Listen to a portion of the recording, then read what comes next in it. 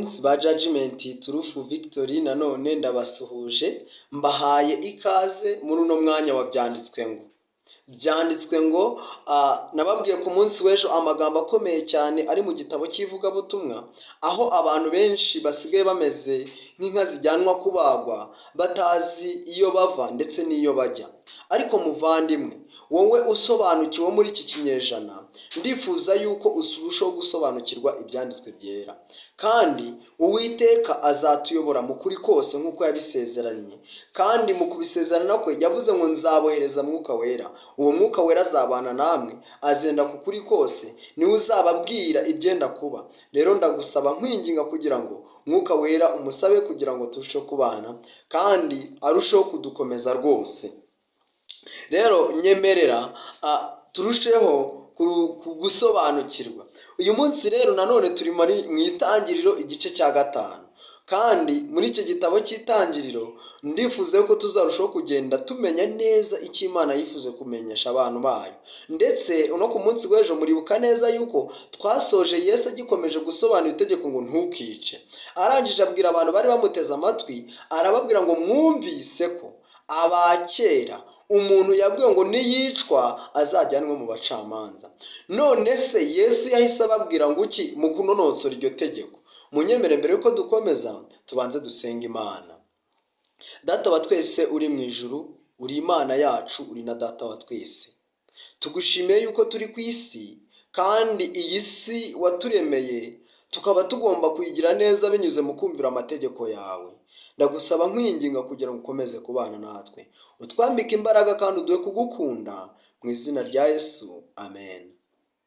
Bakunzi ba Judgment, ahangaha tugeze mu itangira igice cya 5 ku murongo waho wa 18. Tugiye kureba ibya Yeredi, ariko mbere ho gato nabanza nkakwibutsa. Twabonye yuko Adamu akiva muri Edeni yahawe isezerano rikomeye ryo kuzacungurwa. Ariko iryo sezerano ryo kuzacungurwa ryagombaga gukomeza mu bisekuru cyangwa mu bana babo, nk'uko yari yabwiye ngo mubyare mwororoke mugwire isi. Ryagombaga kuzakomeza kugira ngo abantu bariho uyu munsi ndetse n'ababayeho mbere yacu tuzamenye icyo Imana yasabaga umuntu. Twabonye neza yuko Adamu yahawe kubaga umwana w'intama, hanyuma akambara uruhu bigaragaza kuzacungurwa, ndetse tubona neza yuko yabwiwe ngo urwango rwe rwo hagati y'ikibi n'icyiza ruziyongera, bitewe n'uko umuntu yari amaje kwasama cyangwa yari amaje kwakira ibituruka kuri Satani. Rero turakomeza turereba Kayini ndetse na Abeli. Twabonye yuko mu gusohoza iryo sezerano bari barategetswe yuko bagomba gutanga ituro ry'ibiva amaraso, ariko tubona neza yuko Kayini yirengagije iryo tegeko, maze bimuviramo kwica mwene se. Rero bivuze ngo abanditsi cyangwa abahanga ba Bibiliya bavuze yuko ubwo uriya mugabo Kayini yicaga Abeli, yari yisha abantu benshi n'ubundi bari buzakomoke kuri Abeli. Rero tugeze mu gice cya 5 twabonye urubyaro rwa Adamu. Muri urwo rubyaro rwa Adamu ruhita ruhera kuri Seti. Ese ni ukubera iki? Bibiliya igenda ibara abakiranutsi, ntabwo ibara abanyabyaha. Rero Imana abantu bagiye bayandika, hari amagambo nasomye ngo mu gitabo cy'ijambo ry'ibanze mu gitabo cy'intambara ikomeye, n'ubundi ni igitabo cyanditswe na Ellen White, yanditsemo amagambo akomeye ngo Imana yagendaga ihereza abantu ijambo ryayo mu bisekuru bigiye bitandukanye. Noneho biza kuba ngombwa yuko haza kubaho umurimo wo kwandika bihereye kuri Mose. Rero niyo mpamvu Bibiliya yanditswe. Rero mu kwandikwa kwayo Imana yagendaga iyobora abantu, irababwira ati aya mateka muyashyiremo ariko aya muyakuremo. Niyo mpamvu Bibiliya yagiye yita ku mateka yo gukiranuka, ndetse yita no ku mateka ko abantu bagiye batsikira, kugira ngo twebwe abariho muri iki gihe azaba amabuye yo gutarukiraho. Rero Adamu amajije kubyara abo bana babiri, umwe yica undi. Ayo ni amateka twabonye twese, kandi aya mateka agaragaza kukumvira ndetse no kutumvira. Bivuze ngo uwumvira yangwa n'utumvira. Niyo mpamvu niba ushobora kuba muri uwo mugabane, nkusaba kugira ngo wiyeze kandi usabe Imana kugira ngo ikomeze kubana nawe. Rero turakomeza tujya mu gice cya gatanu, tubona Adamu yongera kugira amahirwe yo kubyara umwana, amwita Seti.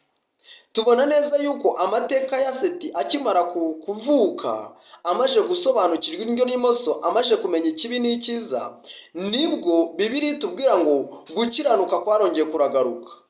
Rero kugarutse ni ukuvuga ngo batubwira nanone yuko Adamu mu myaka 930 yamaze yayibyayemo abahungu n'iki, abahungu ndetse n'abakobwa. Rero tuhita dukomeza tujya ku rubyaro rwa Seti. Seti twabonye ko yabyaye Enoshi.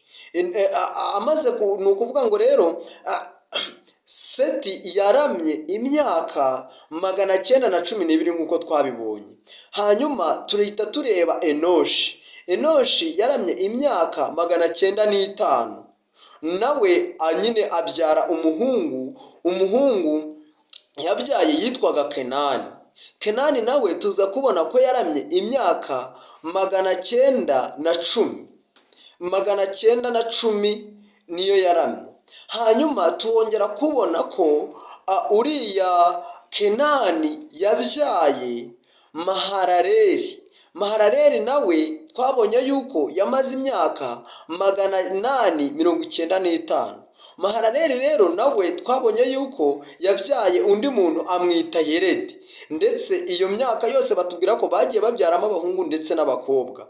Ntabwo nakoze ubushakashatsi ngo ndebe aba bahungu n'abakobwa bari abahe, ariko birashoboka ko baba bahari. Abahanga bagiye ibitabo by'amateka, abantu babaga bariho muri icyo gihe, barashobora ko hari amateka baba baranditse. Niyo mpamvu nyine urumva dukeneye kwiga cyane kugira ngo nabo tubamenye. Rero tubona neza yuko Mahalaleli nawe yabyaye Yeredi. Rero ku murongo wa 18 tugiye kureba amaherezo ya Yeredi. Yeredi yamaze imyaka 162 avutse, abyara Henoki. Amaze kubyara Henoki, Yeredi arongera amara imyaka 800 ayibyaramo abahungu n'abakobwa. Iminsi yose Yeredi yaramye ni imyaka 962, arapfa. Imyaka yose Yeredi yaramye ni imyaka 962. Bivuze ngo yamaze imyaka 962. Ese kubera icyo abandi imyaka yagabanyutse abandi ikaba yiyongereye? Niyo mpamvu muri Bibiliya mu gitabo cy'imigani hari isomo rivuga ngo niwumvira amategeko y'Uwiteka uzarama. Bivuze ngo uyu Yeredi yakomeje kubaha Imana ndetse agendana nayo. Birumvikana ko rero ku munsi w'ejo ubwo ngubwo nabwo tuzareba urubyaro rwa Henoki.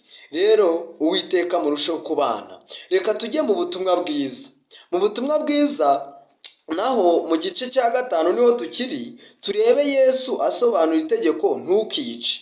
Twabonye neza yuko yari arimo yibutsa abantu, arababwira ati mwumvise yuko abakera babwiwe ngo umuntu niyica akwiriye guhanwa n'abacamanza.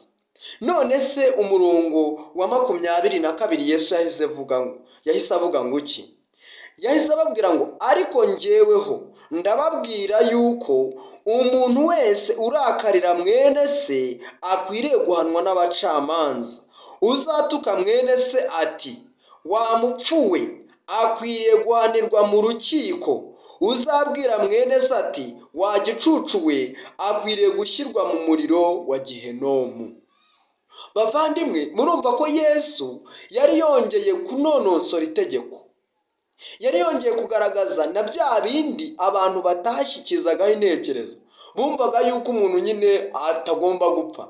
Ariko ahangaha muri kumva ngo umuntu natukana mwene se ngo wamupfuwe, unatukana muvandimwe ngo wamupfuwe, ahantu akwiriye kujyanwa ni hehe? Baravuze ngo akwiriye guhanirwa mu rukiko. Uzabwira mwene se ati wagicucuwe akwiriye gushyirwa mu muriro wa Gehenomu. Bavandimwe, Yesu yasobanuye amategeko ye. Ni bangahe muri iki gihe batukana ngo wamupfuwe? Ni bangahe muri iki gihe batukana ngo wagicucuwe? Muvandimwe, Uwiteka kugirire neza. wongere uhe icyaremwe agaciro, cyane cyane umuntu, kubera yuko kuzimiza umwe tuba dutakaje inyungu nyinshi. Muvandimwe, ihane, kandi Yesu aravuga ngo nteze ibiganza. Niba watukanaga ngo wamupfuwe, urumva ko ukwiriye kujyanwa mu rukiko. Niba utukana ati wagicucuwe, urumva ko ukwiye gushyirwa mu muriro wa gehinomu. Ariko ijuru ryiteguye kugukiza ndetse ryiteguye kuguhanaguramo ibyo byose. Yesu arimo aratwereka uburyo ameze, ndetse natwe turumva yuko dukwiriye kuba nk'uko iri jambo rivuze. Ibyanditswe byera biratubwiye ngo umuntu ntakwiriye gutukana. Iyo ubikoze uba wishe. Muvandimwe, Uwiteka akugirire neza, aguhe imbaraga zo kumumenya ndetse no kumusobanukirwa. Reka dusenge Imana. Mana yacu, Data wa twese, ijambo ryawe ni iryera. Tubonye uburyo tugenda ducumura twishyize mu biganza byawe. Nanone tugushimiye yuko waje kudusobanurira ijambo. Udukomereze muri wowe, uduhe kukumenya ndetse no kukumenyesha abandi. Ubwo ugiye kuza tuzabana mu bwami bwawe. Ukomeze kutubera byose ndetse no kutuyobora. Tubisabye twizeye mu izina rya Yesu. Amen.